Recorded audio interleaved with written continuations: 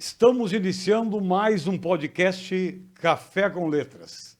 Hoje, trazendo aqui no estúdios da Iluminus Cursos Limitada, a psicóloga Patrícia Ingles de Souza, que para nós é uma satisfação poder conversar, né, com uma pessoa tão capacitada na área da psicologia, uma referência aqui no Rio Grande do Sul e já se expandindo para o nosso país. É uma satisfação receber aqui a nossa querida psicóloga Patrícia Ingles de Souza. Muito obrigada pelo convite. Fico muito feliz em estar aqui com vocês e espero conseguir de alguma forma colaborar.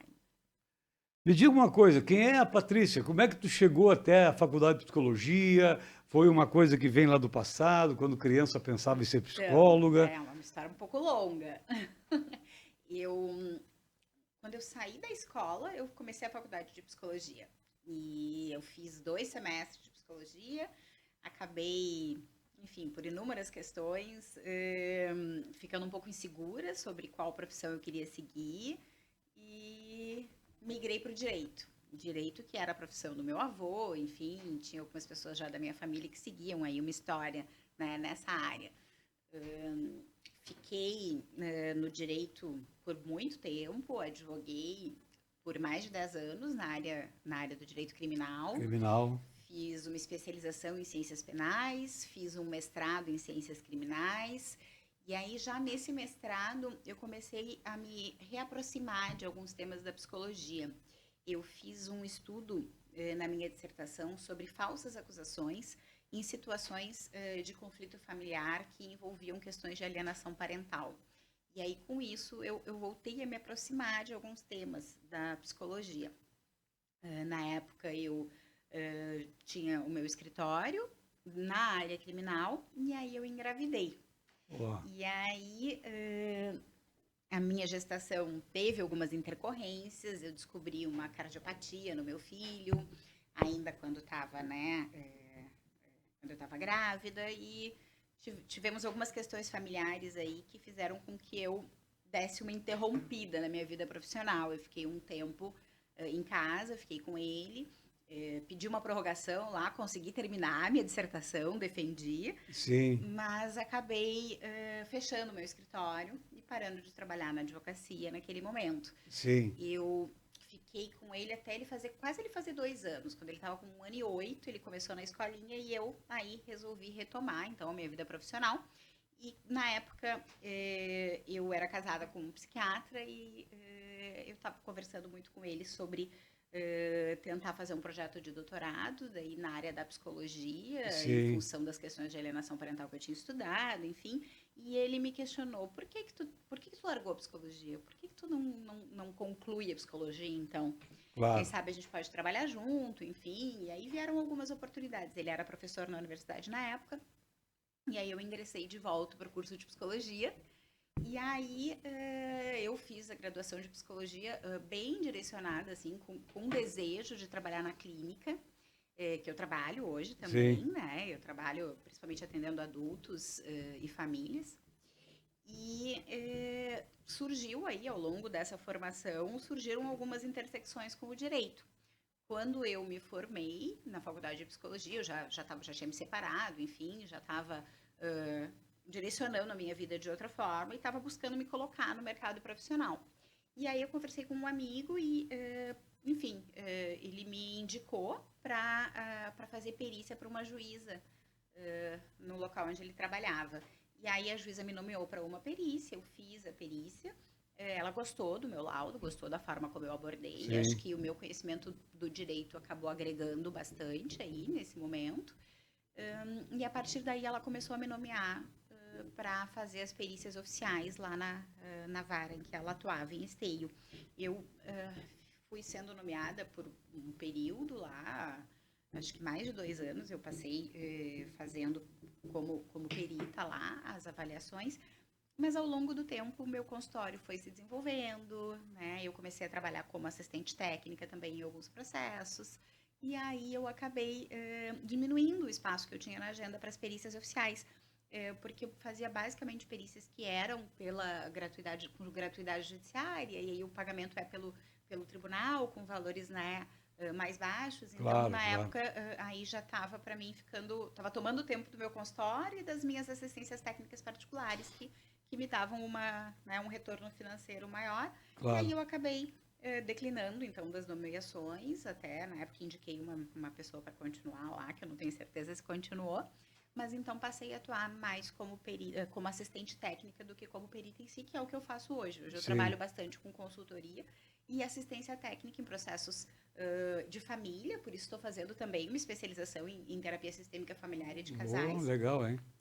que me ajuda na clínica, que eu já conto para vocês qual é o meu interesse, mas me ajuda também nas avaliações que dizem respeito aos processos de família, porque na psicologia tem muita avaliação que envolve disputa de guarda, convivência, né? E muitas que envolvem, inclusive, algumas questões aí de dificuldade de relação familiar, algumas acusações, e também atuo bastante na área criminal, porque foi a área que eu advoguei durante muitos anos e que eu tenho realmente uma experiência, uma bagagem jurídica que me ajuda nessas Claro. questões, né?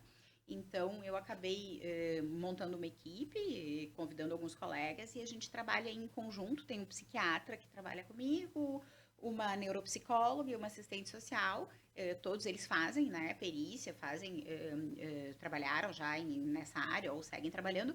E aí a gente vai trocando e vai fazendo, dependendo da demanda, a gente vai trabalhando em conjunto, ou eu trabalho individualmente, mas hoje isso na área assim, da psicologia jurídica é o que eu mais faço. O direito deixou um pouco de lado ou ainda continua com Então, algumas eu ações, brinco alguma que eu coisa? sou advogada de um cliente só. Um cliente só, Eu claro. tenho um filho especial, né? Meu filho, Sim. além da cardiopatia, ele foi diagnosticado com 2 anos e meio. A gente fechou o diagnóstico de autismo. Autismo. Ele tem um autismo grau 3, que a gente chama, que é um autismo severo, que tem uma necessidade de suporte bem significativa. Sim. Então, às vezes, a gente tem algumas demandas, assim, É, né? claro. E não são tão poucas, né? É Sim, plano de imagino. saúde, é a escola, é o monitor, é isso, é aquilo. Sim, Então, sim. eu basicamente fiz aí alguns processos, né, em função dos interesses e das necessidades do meu filho, mas eu Claro. na advocacia não tenho atuado muito. O que eu faço, que não é bem na advocacia, mas que também aproveito um pouco, é fazer algumas situações de mediação, mediação familiar. Então a questão, mas não como, mas assim, acho que a psicologia talvez me ajude mais do que o direito nessa área, né? Mas eu enfim, a advocacia de alguma forma brilha meu olho, assim, Claro, mas eu encontrei na psicologia um espaço assim de muito acolhimento e para mim faz muito sentido. E aí a psicologia jurídica se encaixou de alguma forma para acomodar as questões que vinham dos anseios da advocacia para mim. Estamos aí sabendo que você participou, como professora, né, de um curso que vem logo adiante, né, do curso de extensão e formação de assistente técnico e perito judicial e extrajudicial. Sim. É real? Sim, fiquei muito feliz com o convite. Eu estava, de alguma forma, procurando, assim, né, como direcionar algumas coisas na minha atuação da psicologia jurídica, e o curso veio num momento muito interessante para mim, assim, que me abriu alguns horizontes, né, assim, sobre as possibilidades, assim, inclusive na docência. Eu cheguei a dar aula uma época num curso de especialização que era especialização em psiquiatria, mas na época eu falei sobre responsabilidade penal e civil do médico e questões de perícia, enfim. Era um curso que o meu ex-marido era coordenador, então quando a gente se separou, eu acabei sendo convidada para outros locais, né? E aí eu acabei saindo do curso e fiquei com esse gostinho, esse desejo de atuar de alguma forma, né? Claro. Como professora e acho que isso me dá, assim, um gostinho de quero mais para a gente poder fazer aí, além desse curso que acho que ficou muito legal, alguns projetos que a gente tem aí no forninho, né, sobre a intersecção Vamos falar logo da mais psicologia aí, clínica, vamos falar logo enfim, mais. e coisas que eu acho que vão ser bem legais. Assim. Que bom, hein? Que bom. Então, o primeiro módulo, você ministrou o módulo 11, né? Sim, psicologia aplicada à perícia, relações humanas, ética profissional e lealdade institucional. Interessantes esses assuntos, né? Relações humanas, ética profissional e lealdade institucional, né? Na área da perícia, né? E foi assim, a ideia foi uma abordagem mais voltada para os sentimentos, para as relações, para os comportamentos, né? Porque a própria comunicação, né? Isso às vezes a gente não dá tanta importância, mas é muito significativo em qualquer área de atuação, né? E se a gente vai falar em perícia, assistência técnica, a gente vai entrar num ambiente de conflito, né? Sim, a gente vai claro. entrar num ambiente de litígio. Então, Litígio. a forma como a gente vai se portar, vai se relacionar, vai se comunicar, ela pode fazer muita diferença, né, na Sim. nossa atuação profissional, em poder conseguir se manter no mercado e conseguir fazer um trabalho que chegue ao seu objetivo final, né? Tá certo. E o objetivo desse módulo, ele atinge você como experiência que tem como perita, o módulo atingiu a expectativa de atender os nossos alunos? Olha, eu espero É que isso? sim. É. Eu espero que sim. Desenvolver no perito competências socioemocionais e éticas para lidar com pressão, conflito, relações de trabalho, comunicação assertiva e manutenção da credibilidade perante as partes, assistentes técnicos e o judiciário. Olha, não vou falar tudo aqui, senão Claro. a gente perde É o tempo do perde a nosso... surpresa Surpresa. da aula, né? Mas acho que sim, acho que a gente conseguiu abordar, né, de uma Que forma bom, geral, né? bastante coisa. Acho que sempre fica É mais essa coisa pra ansiedade do aprofundar. aluno, né? Nós aqui estamos transmitindo, esse nosso programa vai ao ar antes do lançamento do curso, né? Eu acho assim que a gente abre muitos leques, né, Sim. nesse módulo. Eu acho que a gente ainda tem bastante coisa que a gente pode trazer, mas eu acho que assim, uma das coisas que para mim fez muito sentido foi poder falar sobre a questão da comunicação, né? O quanto isso interfere. Tem algumas Exato, técnicas ali de exato. comunicação, algumas técnicas de controle de ansiedade também, né? Porque não ninguém está livre, nem o perito, nem o assistente técnico, ninguém, Sim. né? Da ansiedade, como a gente controla isso, né? Como que a gente controla as questões do nosso pensamento, né? O pensamento aquele que é mais imediato, mais rápido, aquele pensamento que a gente precisa refletir um pouco mais. Como fazer cada um desses se encaixar aí no momento que a gente precisa, né? Claro, E acho que a questão, sim, do comportamento ético perante o judiciário, perante as partes, perante os advogados, acho que a gente conseguiu trazer algumas coisas significativas aí que vão ajudar os alunos na Que sua bom, atuação hein? profissional. O pessoal vai ficar ansioso de querer entrar no curso para assistir a aula da professora Patrícia, né? Né, Patrícia? Tomara! Que bom, né? Esperamos. E aqui tem uma mensagem, né, que tu deixou no curso, né? O perito técnico que não domina relações humanas. Como é que é isso? Eu acho que é um pouquinho do que a gente estava falando antes, Sim. né? A gente pode se atrapalhar e pode prejudicar um trabalho que estava muito bem feito tecnicamente Claro. enfim, por escorregar aí em algum aspecto, né? Um aspecto ético importante pode prejudicar não só o laudo, o trabalho que está sendo feito, como a nossa própria atuação profissional, né? Na psicologia e na advocacia, que são as duas áreas que eu tenho mais familiaridade, a gente tem conselhos atuantes aí, né? Claro, exatamente.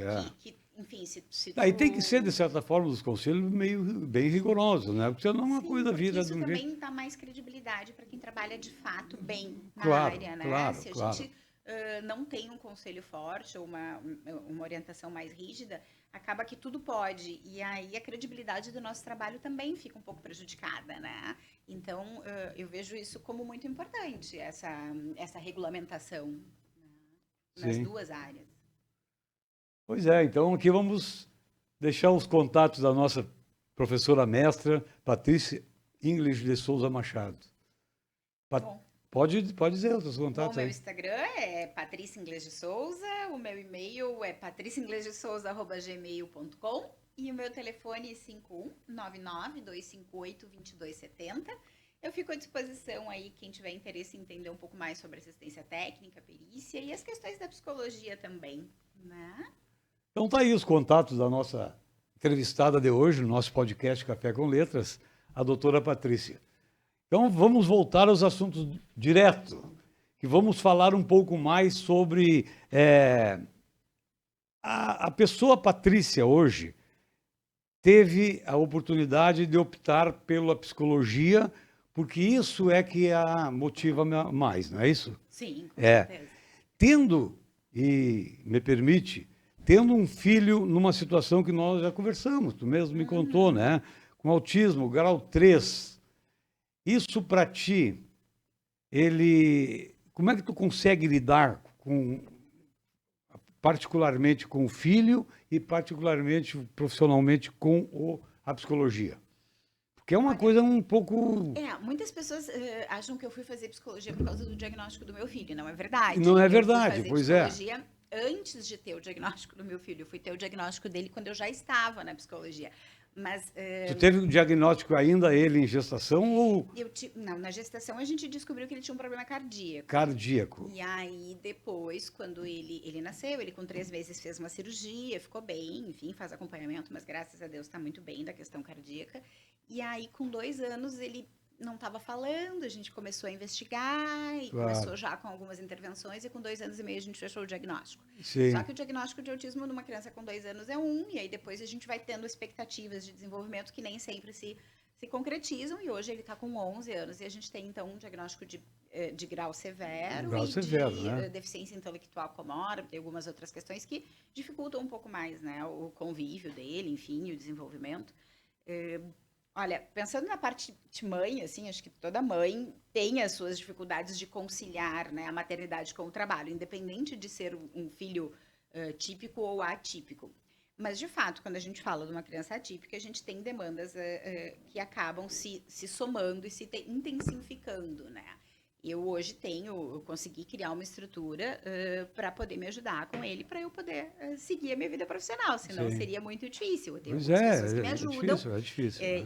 Eu me casei novamente, o meu marido é super parceiro, eu tenho uma Bom, pessoa né? que me ajuda durante a semana, que né, pega ele na escola, leva nas terapias, tenho algumas que me ajudam eventualmente no final de semana. Então, assim, eu consegui criar um espaço em que ele está bem atendido, que eu consigo estar com ele, mas que eu também tenho tempo para mim e tenho tempo para o meu trabalho, que é uma parte importante da minha vida. Claro. Então... Tu te importa de falar sobre esse assunto? Tu é uma mãe fechada, tu dialoga com as pessoas sobre isso? Porque tem mães que têm, né, famílias que têm filhos autistas, né, que se reservam, não gostam de falar sobre o assunto. Acho que isso vai de cada um, né? Não, assim, eu já fui mais atuante, mais presente, até tinha comentado contigo Sim.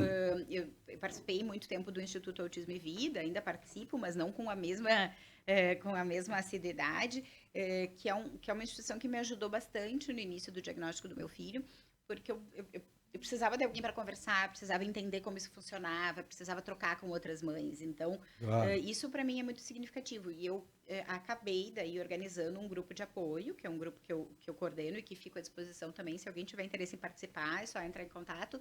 Chama Ressonâncias do Viver Atípico. A gente tem reuniões uma vez por mês, reuniões presenciais, em que a gente troca, né? A gente pode conversar, falar como está se sentindo, entender que outras pessoas também estão passando por isso, de repente ver alguma coisa que possa nos ajudar. Claro. Então, assim, eu sou bem aberta para falar sobre essas coisas, porque acho que me ajudou muito e acho que é um momento em que eu posso também ajudar outras pessoas e segue me ajudando a poder fazer essas trocas. Sim. Então, assim, esse grupo não nem é como psicóloga, é como mãe, que eu montei e organizei. Claro. É um grupo que não tem nenhum curso para participar nem nada. É quem tiver interesse, né, e for, né, lógico, estiver vivendo, né, sim. Essa questão da atipicidade aí, é bem-vindo.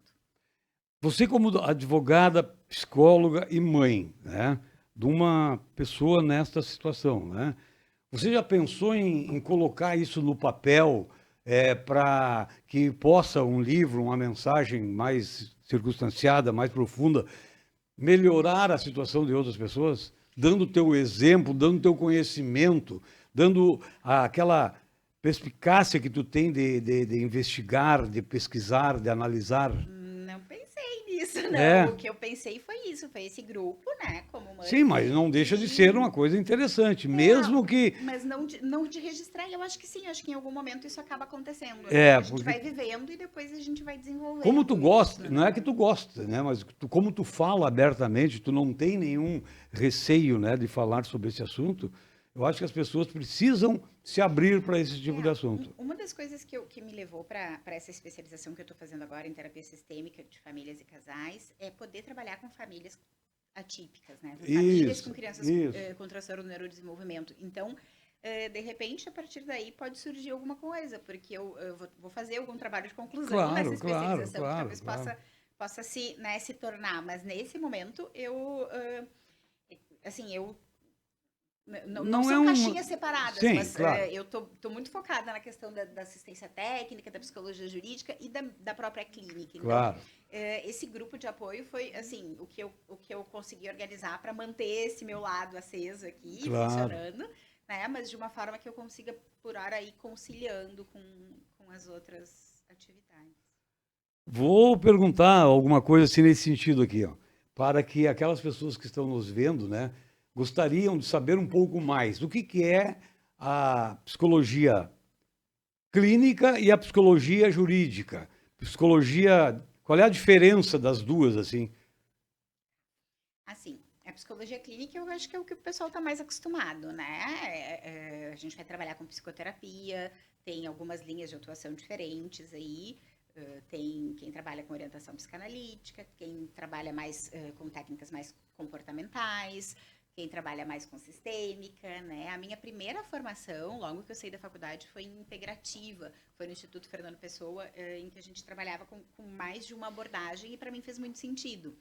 Né? Então, e agora eu acabei buscando a abordagem sistêmica, né? Sim, sim. Que é para trabalhar com famílias, mas na clínica, basicamente, a gente vai fazer o atendimento individual, atendimento da família, atendimento do casal, da criança, do adulto, do adolescente, do idoso, enfim, né? Em consultório. E teria uma psicologia organizacional que trabalha mais com empresas, né, e com consultorias, e aí a área da psicologia jurídica que tem gente que fala, né, assim, tu vai trabalhar não só como perito, mas também tu pode trabalhar como assistente técnico, como consultor e como, enfim, de uma forma mais ampla nessa área. A gente tem inúmeros espaços aí de atuação, mas são questões em que a psicologia vai estar, de alguma forma, trabalhando para o judiciário, né? Então, quando eu trabalho como perito, eu vou fazer uma avaliação psicológica, eu vou fazer uma avaliação, por exemplo, num processo de família, uma avaliação das relações daquela família, de forma que eu possa auxiliar o juiz, porque o juiz não tem formação em psicologia, então o juiz não Claro. tem aquele conhecimento técnico específico. Então,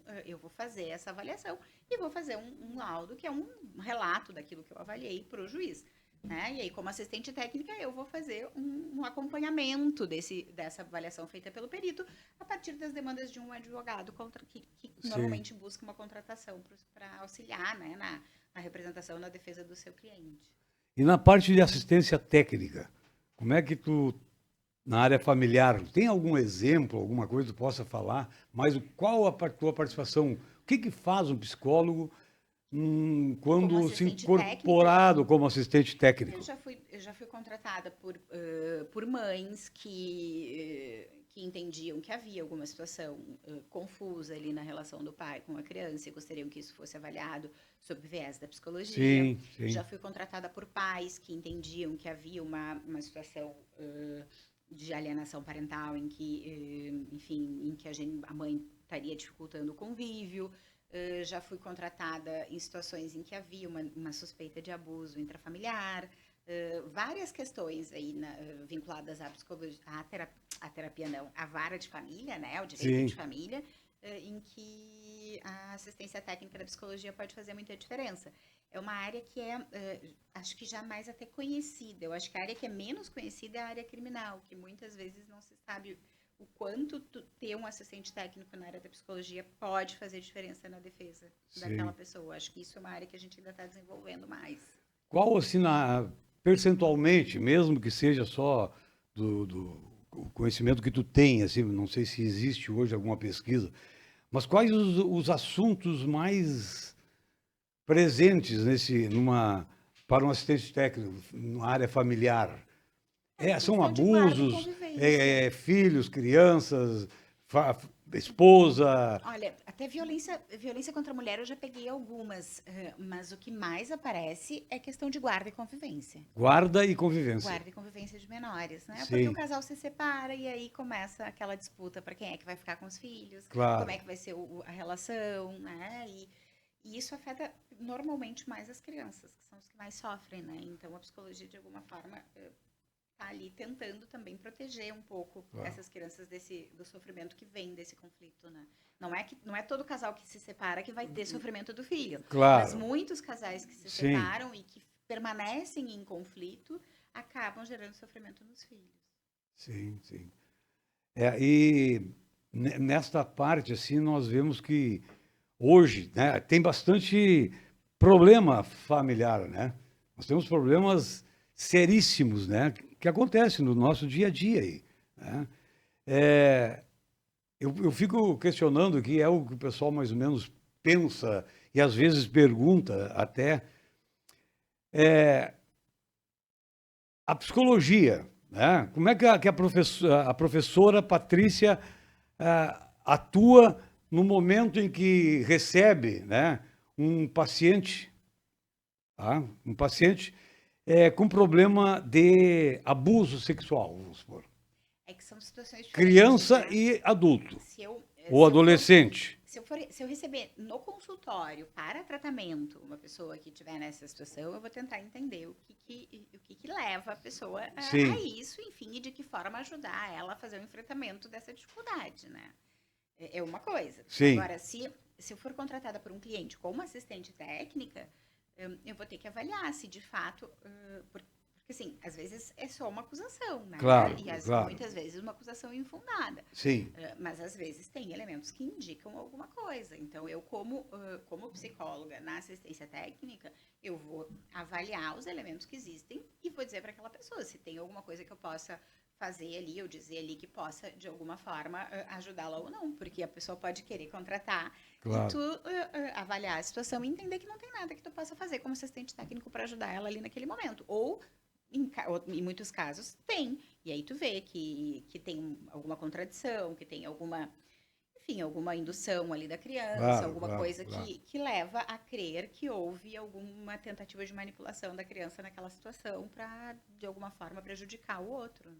E a procura da sociedade, das pessoas, na área da psicologia, ela, ela mudou, porque há um tempo passado a procura era bem menor do que se vê hoje, o que se nota hoje, o que se lê hoje na própria imprensa.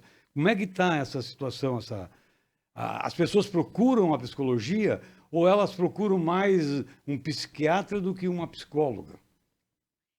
Às vezes tem algumas pessoas que fazem uma pequena confusão, né? O psiquiatra, ele Sim, vai fazer a parte clínica, né? claro. Ele vai avaliar se é ou não o caso de utilizar a medicação. Mas tem alguns psiquiatras que também trabalham com psicoterapia, que é Ah, o que o sim. psicólogo faz. Então, tem Sim, pessoas que fazem tanto a psicoterapia quanto a consulta clínica com o psiquiatra. E tem pessoas que fazem a consulta clínica com o psiquiatra e a psicoterapia com o psicólogo, trabalhando em conjunto, né? ah, sim. Porque não, nem todas as pessoas vão precisar de medicação, né? Claro, pois Então, é, a gente exatamente. vai fazer algumas consultas, vai conhecer, vai entender, vai fazer uma avaliação inicial e, se for o caso, vai encaminhar para um psiquiatra para avaliar se é o caso ou não de fazer uso de psicofármaco, né? Sim, sim. O psicólogo tem algum estudo, né, sobre isso, tem alguma noção, mas não tão aprofundada quanto o psiquiatra. Então, se eu entendo que aquela pessoa pode se beneficiar com o uso de alguma medicação, eu vou pedir que ela vá a um psiquiatra para o psiquiatra poder fazer a avaliação médica Claro. e dizer se de fato vai se beneficiar ou Ver- não e qual medicação seria mais indicada para aquela pessoa. E aí, ao longo do tempo, a gente vai avaliando também o quanto essa medicação está interferindo, se está ajudando, se não está. A gente, normalmente, as pessoas que eu atendo, eu faço contato, né, com os psiquiatras que eu tenho mais parceria, mais próxima. Assim, isso que eu não Sim, tenho também, eu busco, porque é importante para o atendimento daquela pessoa que claro. está ali, né? A gente sabe que é uma dúvida das pessoas, né, quanto à função do psiquiatra e o psicólogo. Sempre foi. Mas Uhum. é isso, é importante falar. Você, além de associada à OAB, né, Ordem dos Advogados do Brasil, você faz parte também do Instituto Autismo à Vida. Autismo e Vida, esse E instituto Vida. que eu comecei CRPRS é o é o Conselho Conselho de Regional de Psicologia. Psicologia. Eu sou inscrita na Ordem dos Advogados, Sim, não tenho atuado tanto como advogada de fato, mas sim. acho que para mim é importante Mas manter mantém esse a inscrição vínculo. tranquilamente. E se eu precisar, eu posso atuar, Claro, né? claro. E gosto de participar das discussões, dos estudos, dos grupos de estudos também, enfim. E sim, sou credenciada ao Conselho de Psicologia, que é a área que eu hoje Claro, mais atuo. claro. O Instituto Autismo e Vida, então eu comecei a participar lá quando eu tive o diagnóstico do meu filho, participei de algumas questões, auxiliei em algumas gestões e ainda estou vinculada, mas um pouco mais afastada hoje. Hoje eu acabei, então, criando aquele grupo que eu te falei, que é o Ressonâncias, Sim. e é onde eu estou atuando um pouco mais nesse momento, assim. Ressonâncias do viver atípico. Isso.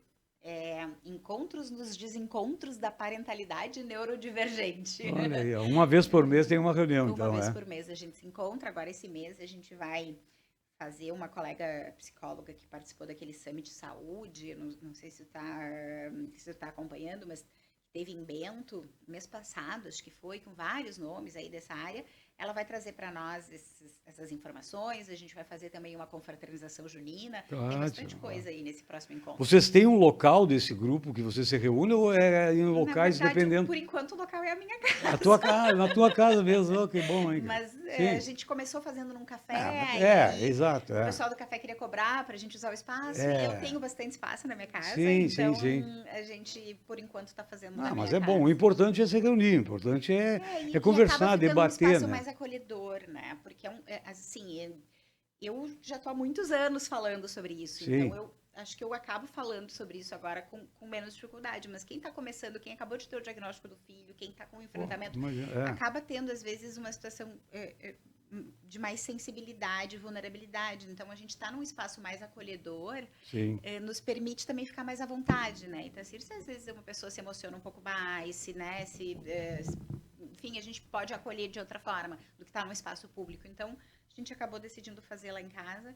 O meu marido topou e tem me ajudado. Que bacana isso, que bacana. Reunião. O Instituto Autismo e Vida, ele tem uma estrutura mais forte ou ela... Sim, fala um pouco mais sobre o Instituto. Instituto. É uma instituição bem As pessoas podem procurar, como é que funciona? Podem, eu não tenho os contatos aqui, Sim. mas tem o Instagram do Instituto Autismo e Vida. Tem no Instagram, então nós vamos procurar para colocar no Instagram. Tem várias ações do Instituto Autismo e Vida. Eu não sei como é que está isso agora, porque eu, de fato, estou um pouco mais afastada. Mas costumava ter, assim, uma palestra com algum profissional né, das áreas de interesse. Depois tinha um espaço de conversa e debate. Tem a caminhada no Dia do Autismo. Tem várias coisas que o Instituto Autismo e Vida organiza que são bem legais. Isso é muito bom, né? Isso aí, quanto mais... entidades, né, que discutam determinados assuntos da sociedade é fundamental, né? Fundamental. Me diz uma coisa, na área social, o que tu faz assim na área social? É somente com o grupo Ressonância do Viver Atípico ou tu tem outros envolvimentos sociais? Não, eu fiz um convênio com a FAPA, que é a Associação de Familiares e Amigos de Pessoas com Autismo de Porto Alegre. E aí eu fiz um credenciamento para atender famílias através da FAPA. FAPA? A FAPA. A FAPA. A ideia é também abrir alguns espaços de atendimento assim de uma forma mais social, mas enfim, que possa contemplar, né? E na área do judiciário não tem alguma entidade que o judiciário dá um certo apoio nesse sentido social, né? Não sabe? Que sim, mas eu não tenho bem certeza de quais, né? Tem o Instituto Colo de Mãe que estava bem ativo ali na época da pandemia, eu até fiz algumas colaborações. Sim, um dia a gente conversou sobre isso, eu lembro que tu falou alguma coisinha. É um pessoal bem organizado, enfim, que faz muita coisa legal também. Eu acho que eles estão com alguma parceria, porque eu vi num grupo alguém falando sobre atendimento por meio do SUS lá. Então, acredito que eles têm alguma parceria, mas eu não conheço bem a estrutura, assim, pra... Sim. Vamos falar um pouquinho do futuro, né? Porque chega no momento que a gente tem que começar a pensar o que vai ser melhor para mim amanhã, né? O que você pensa sobre o teu futuro na área profissional, na área pessoal e tal? O que tu pensa? O que tu deixa de registrado para nós aqui? Né? Na área profissional, a minha ideia é seguir com a psicologia clínica, que eu gosto, assim, eu até escrevi esses dias um texto no Instagram que a psicologia clínica aquece o meu coração, mantém meu coração quentinho, e é bem essa sensação de acolhimento, sabe? Para mim faz muito bem o consultório, eu me sinto muito bem.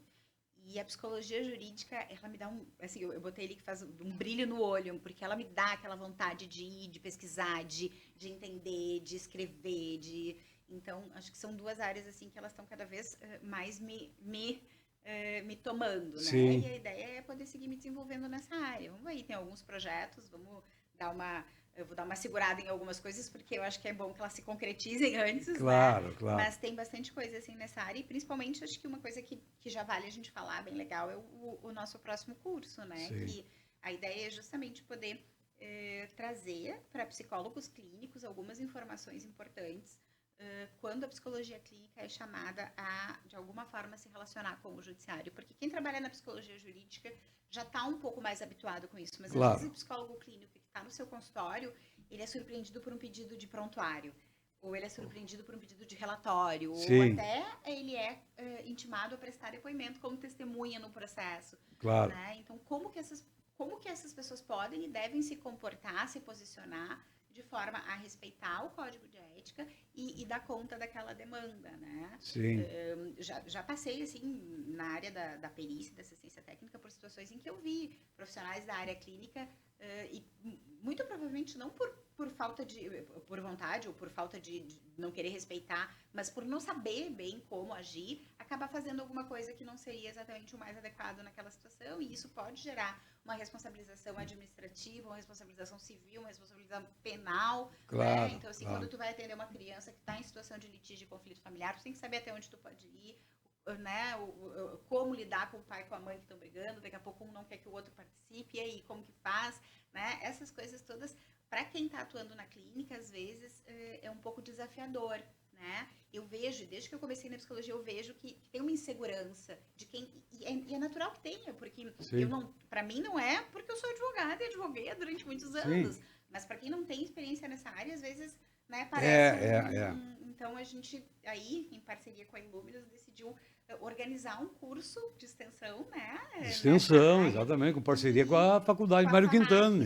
Mário E acho Quintana. que vai ser bem legal, assim, tô bem feliz. Vai ser com direcionado para psicólogos e estudantes de psicologia. Vai ser um curso de extensão, vale horas complementares aí para os Claro. estudantes de psicologia, mas é um curso principalmente baseado no conhecimento que a gente precisa ter para não ficar com medo quando vier uma demanda jurídica na área da psicologia clínica, né? Claro. Como que a gente age direitinho dentro dos parâmetros éticos e legais para poder responder sem dar problema depois. Claro. Mais ou menos isso. Nesse curso deverá ter também alguns documentos, alguns modelos a ideia que a gente prepara... Porque não existe hoje uma coisa formal nesse sentido, mais né? Ou menos, no código não, tem uma resolução do Conselho de Psicologia, eu não me lembro exatamente o número, Sim. mas que fala sobre o que tem que ter, né, no relatório, como é que funciona, como é que é a declaração, o que tem que ter no laudo, enfim. Mas a ideia é para esse curso, a gente poder montar um e-book com alguns modelos de relatório, de laudo, lógico, vai ter dados de ninguém, né? Claro, mas de uma estrutura. Uma estrutura, né? Uma estrutura. É dar uma ideia para a pessoa melhorar aquilo ali, né? Para como que a gente pode ter uma ideia. A partir dali, né, com os dados da situação real, claro. Poder fazer o documento nos moldes que deveria ser. Também a ideia é botar um material que indique as resoluções, que indique, né, o que é útil aí, para a gente não ficar arrancando os cabelos na hora que tem que fazer alguma coisa. Tem um materialzinho pronto ali para a gente consultar, para poder agir de acordo com o que precisa. E o curso já está montado? Já está todo ele planejado? Como é que está a situação? O esqueleto tá, né? Sim, eu andei claro. conversando com algumas pessoas aí, que a ideia é que a gente tem alguns convidados que vão cada um na sua área trazer um pouco, né, do seu conhecimento. Eu conversei com um colega que é advogado da área criminal, com quem eu trabalhei bastante tempo, que é uma pessoa com bastante experiência na área. Ele vai falar pra gente sobre responsabilidade penal do psicólogo clínico, né? Sim. Quando que isso pode acontecer. Uma colega, uma advogada da área civil, que vai falar sobre responsabilidade civil. Uma colega que teve alguma experiência bem interessante com o Conselho de Psicologia para falar sobre as questões assim que mais aparecem como demandas ali de processos administrativos. Eu vou falar um pouco sobre os documentos, então. Claro. Uma psicóloga que atua na área mais sistêmica, com menores, para nos ajudar a entender um pouco melhor o que pode e o que não pode aí nessas situações de conflito. Uma neuropsicóloga que vai nos trazer informações sobre os limites éticos e técnicos das avaliações neuropsicológicas. Não sei se eu esqueci. Não, tem sim. Tem um juiz que se propôs aí a nos ajudar. Espero que ele mantenha, né, a ideia de colaborar, mas para falar um pouquinho sobre como que o judiciário enxerga quando o psicólogo clínico aparece no processo, né, seja prestando depoimento, seja trazendo prontuários, enfim.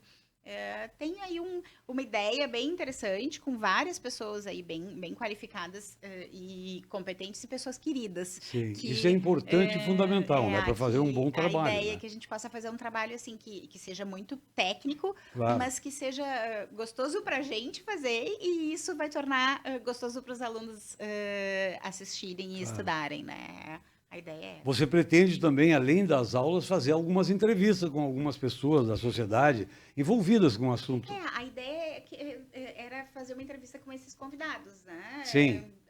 Aí acho que a gente tem que ainda definir um pouquinho melhor o formato, mas pelo menos assim, eu tinha calculado ali umas 5 ou 6 pessoas, né, de áreas diferentes, mas que tragam alguma informação. O curso vai envolver 5, 5, 6 pessoas, é isso? Sim, as aulas, a ideia é que eu vá ministrar de uma forma central as Claro, aulas do você curso. vai coordenar o curso. Você é coordenadora. Em cada um desses assuntos aí, a gente possa ter 1 ou 2 convidados para virem aí, ou no formato de entrevista, ou no formato de uma própria aula, né, ministrada por eles, para a gente poder desenvolver esses assuntos com quem de fato tem mais conhecimento sobre isso, né? Eu acho que isso ajuda bastante. Isso é muito bom dentro do curso. Eu acho que é uma ideia diferente, porque não se vê nos cursos, normalmente se vê as aulas, terminou as aulas, acabou. Né? Esse tipo de entrevista, esse tipo de relação, assim, né? De pessoas que às vezes não deram o curso, não são os próprios professores, e podem ser também, né? Levar, né, o seu conhecimento para o aluno. Quer dizer, é uma aula, né? Não deixa de ser uma aula. Só com uma forma diferente, sem aquela formalidade de aula e tal. Um pouco mais descontraída, né? Mas, porque eu acho que isso torna mais gostoso. Principalmente, assim, o online, às vezes, ele dá um distanciamento grande. E a ideia é que a gente não fique tão distante assim, né? Claro. E aí é por isso, assim, até aqui eu coloquei o meu contato, né? Porque a ideia é essa, o curso vai ser gravado, o aluno vai acessar pela plataforma na hora que ele puder, não vai ter que estar lá online, né, naquele momento, mas a gente vai estar, de uma forma geral, assim, na medida do possível, disponível para as dúvidas, para as discussões, para os anseios aí que aparecerem, né, relativos a essas. Que interessante. E o certificado, como é que vai ser? Vai ser fornecido pela Faculdade Mário Quintana, né? Sim, o certificado vem pela FAMAC, então, né, que é em função do reconhecimento pelo MEC, tudo para que, de fato, possa ser um curso de extensão. A gente precisa dessa parceria aí com a Faculdade Mário Quintana e com a Iluminus para poder... enfim, toda a ideia do curso é muito legal, mas ela tem que se concretizar em algo viável, né? Claro, tem que ser viável, tem que ser legalista, tem que ser dentro da regra. Né? A gente sabe que a faculdade hoje está liberada, né? Sempre foi, né? Pelo MEC para fazer cursos de extensão. Né? E nós estamos aproveitando essa oportunidade aí. E eu fico muito feliz de poder estar participando junto. De levar, né, esse tipo de curso que é importante, ainda mais na área da psicologia. Sabe que as pessoas que eu fui conversando para convidar para participar de alguma forma, aí como convidado, entrevistado, professor, todas salientaram o quanto acham que isso é importante, a gente poder fazer essa abordagem, ter um curso nesse sentido bem assim técnico e objetivo para que as pessoas possam ter mais familiaridade com a questão da intersecção aí, da interface da psicologia clínica com as questões do judiciário, do sistema de justiça. E a relação, voltando um pouquinho, misturando um pouco também, a relação do perito com o judiciário é fundamental, não é? Olha, pensando aí não no assistente técnico, mas no perito... Tem diferença do assistente técnico, até é bom que tu explique. O assistente técnico faz uma coisa, o perito faz outra. O perito, ele é indicado... Misturamos o assunto, mas é importante, não vem, né? O perito, ele é nomeado pelo juiz, né? Perito judicial nomeado pelo juiz. O perito, ele é uma pessoa, em princípio, uma pessoa de confiança do juiz. Do juiz. Então, o perito, ele é imparcial e técnico e vai representar o juiz naquele momento da avaliação, né? Ele vai fazer uma avaliação como se fosse... A gente tem ali... como se fosse a figura do judiciário, né? Claro. Ele vai fazer, então, a avaliação, vai fazer o seu laudo e vai passar para o juiz. O perito tem que ser o mais, né? Não pode ter nenhuma relação com nenhuma das partes, não pode ter alguns impedimentos éticos importantes. O assistente técnico, ele vai atuar junto ao perito. Né? Na psicologia, a gente tem muito a figura da reunião técnica, em que o assistente técnico e o perito podem fazer uma reunião para discutir o caso.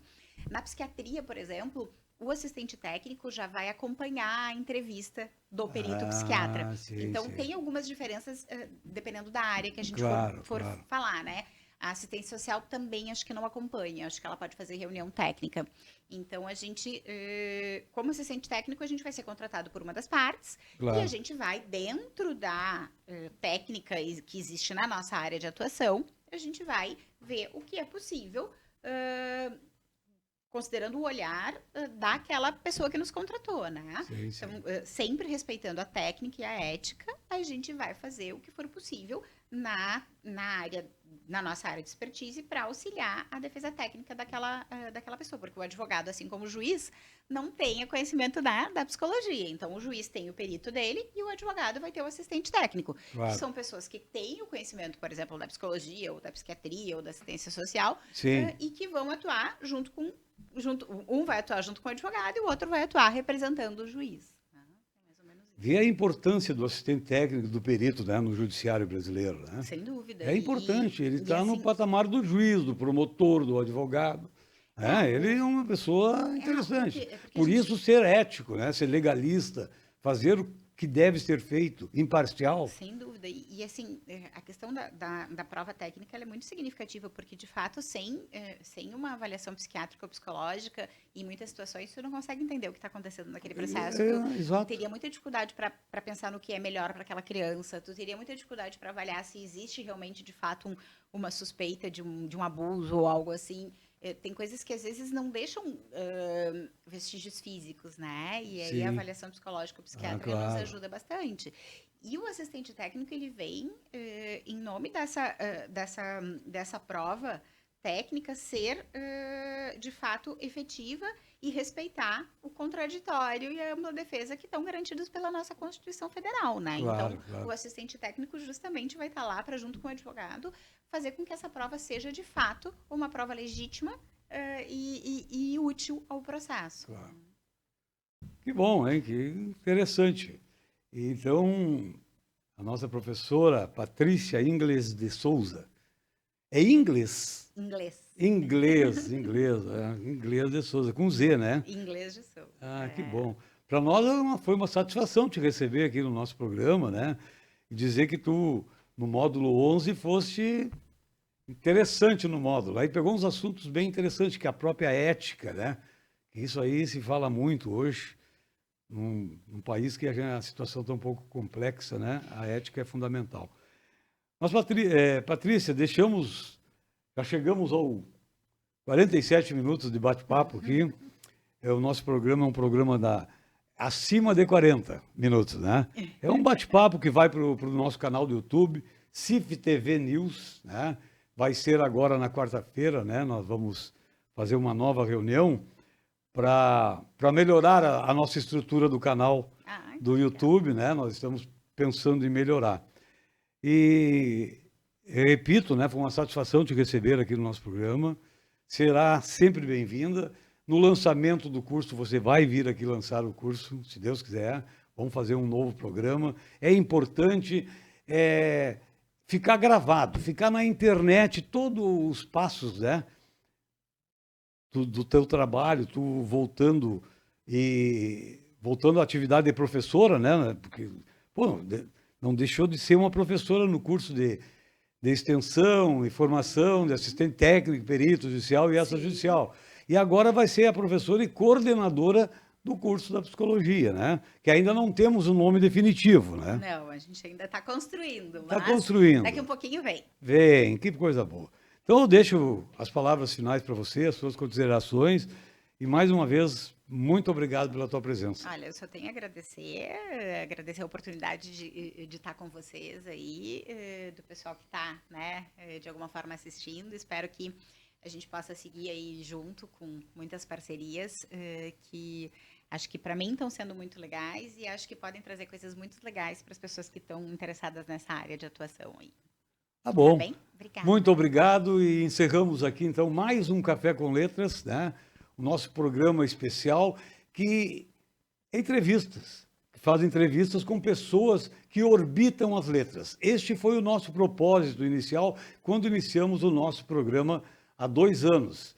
Foi na Feira do Livro que decidimos criar, então, o Café com Letras. E está aí, sobrevivendo, tendo uma boa aceitação da sociedade que gosta de assistir o YouTube, né? E, lentamente, nós vamos trazer pessoas interessantes, devagar, mas com um propósito só, chegar lá junto com você. Muito obrigado pela sua participação e até o nosso próximo programa.